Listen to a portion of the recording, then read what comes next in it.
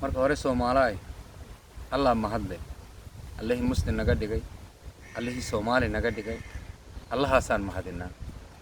marka iyaga xigtana waxaan leenahay assalaamu calaykum waraxmatullaahi wabarakaatuhu maanta ay bishu tahay 20kii bishii 8aad 2020ka waxay soo fariisiyeen ka hadlo laba qodob mid waxaan u sheegayaa wasiirka arrimaha dibadda Soomaaliya mudane Axmed Ciise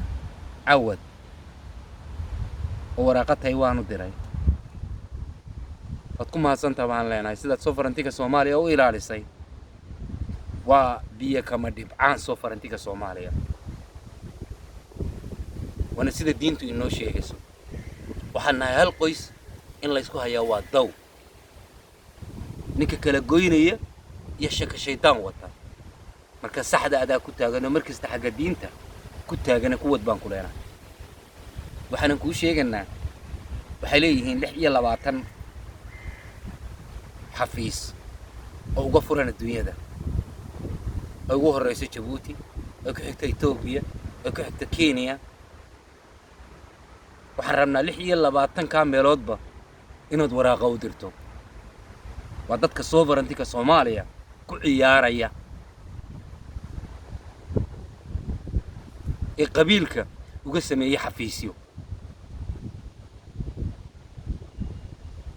adduunyaduna intaan ognahay sharci bay ku shaqeysaa warqadda aad u dirtaana maanta ka dambe ee xafiiska iman doona iyo eegan doona because waa record meesha yaala oo lagu xisaabtami doono wadamadii sovereignty-ga Soomaaliya ku ciyaaray Soomaaliyana way hagaagashay insha Allah hadii Allah uu diraa marka taasi waa taasan ku leeyahay waxaan rabaa ninka waqooyi degan ee ka hadlay Soomaaliland waxaad u malaysaan sida aad Soomaaliland dadka ku haysaan ee adinku dastuurka qabiilkeed qorateen id waxa doonaysa ku sameeynaysan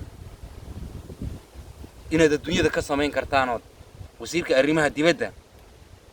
message u dirasaan waa ninka faratoon la yiraahdo walibana waxa weeye adduunyada intaan ognahay da sharci bay ku shaqeysataa oo sharci baa lagu kala joogaa maaha in dhalaanta aad hargeysa la fadhidaan ayni garanayn cidda Soomaaliland juqraafiga ku jirta iyo cidda ka baxsan waxay tahay waa ninka faratoon la yiraahdo marka meeshan aad ka hadashaan waa xuduudo cidda deganna dadka sharciga sameeyay ee adduunyada jooga way yaqaanaan cidda degaan ulana way yaqaanaan ilaa 1960 marka maanta laga bilaabo faratoonow dacwad baa kugu bilaabmaysa adiga dacwad iyo kugu bilaabmaysa because sovereignty-ga Soomaaliya yaad ku ciyaaraysaa marka waxa tahay nin qabyaalad dadka la dhex fadhiya oo hawd ka yimiday oo ninka hartiyada laascaano jooga iyo ninka jooga Boosaaso kala goynay war isku hayno lacag yar ka qaadanaya qoyska meesha haysta bal maanta waxaan ku sheegayaa faratoon inaad garanayso mooyaane dawladii siyaad barre aniga ima dilin iskoolay ii dhistay afay ii qortay ciid amuudayda ii ilaalisay maanta laga guranaya ee lawicada laga guranayo Djibouti lagu sii guro buurahayga la guranaya ee dadkayga biinadka loo isticmaalay labada shin la siinay wax kale kaga soo noqonay ninka qabiilkaygu ku guranayo dadka masaakiinta iyo dawladii siyaad barre ii ilaalisay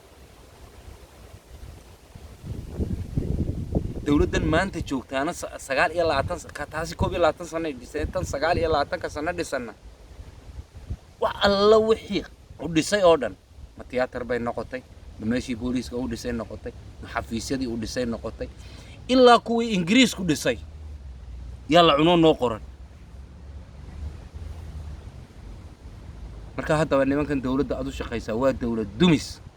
dawlad dumis maanta laga bilaabana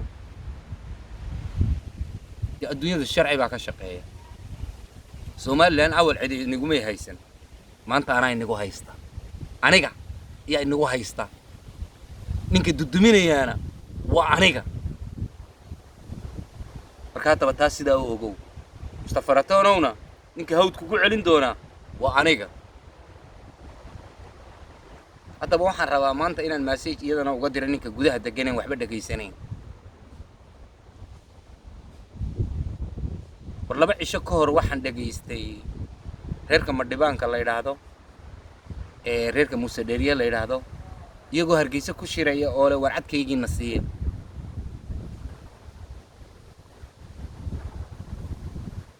ruuxana nagu samaysan nasaan naga dhaafa warwadaadka sida ninka loogu nixilay odaygii meesha ka hadlay intuu carabka cunay uu hadli kari waayo ka baxsaday war ninka sida loogu nixilay waad arkaysan waa dhul la'aan waxa haysa waa dhul la'aan waxa haysa maalinta dhulka aad joogto laga qaado maalintaas aad ogaan doontaa inaad midgaan noqoto marka dhulkaaga xafidaan ku leeyahay magaalada Gabiley waxa ka socda waad arkaysaa golihii deegaanka inaan shin lagaaga ogoleen waad arkaysaa shaqaalaha ka dhulka xaadha ilaa ka isu saar maxay ahaydey minister ka isu saar maxay ahaydey booliiska ka security-ga ka wax kastaba ka qabanaya inuu yahay reerka Muuse Biixi way noo qoran tahay marka anigu ka fiirso intaan wax sameeyno ka fiirso intaan wax sameeyno Soomaalina waa Soomaali mana kala go'i karto waa mid oo ni salaamaya Soomaaliya meel kasta joogtaan